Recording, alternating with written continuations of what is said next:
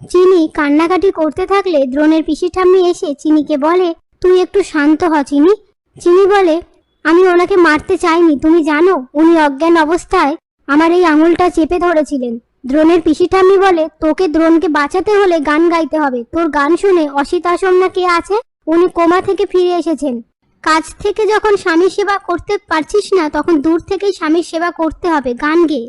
এটাই তোর ভালোবাসার পরীক্ষা। এরপর চিনি গান গাইতে থাকে, আর চিনির গান শুনে দ্রোণের হাতের আঙুল নড়ে ওঠে।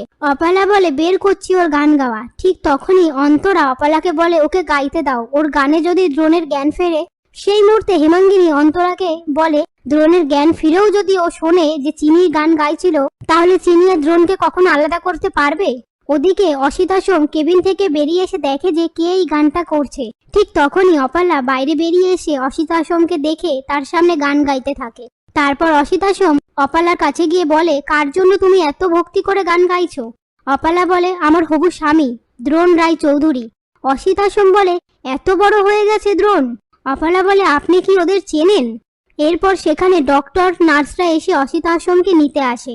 আর অসিতাশ্রম অপালাকে বলে, পয়লা বৈশাখের দিন আমাদের বাড়িতে গানের অনুষ্ঠান আছে, তোমাকে কিন্তু সেদিন গান গাইতেই হবে, আর দ্রোণকেও সাথে করে নিয়ে এসো। এই বলে সেখান থেকে চলে যায়।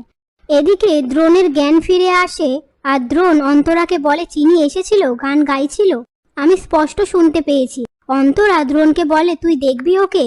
এই কথা শুনে হেমাঙ্গিনী অন্তরাকে সরিয়ে দিয়ে বলে, চিনি তো গান গায়নি, অপালা গান গেয়েছে। তারপর অপালা দ্রোণের বুকে শুয়ে বলে, আমি কাল সারা রাত ঘুমোইনি তোমার জন্য, ঠাকুরের কাছে প্রার্থনা করেছি।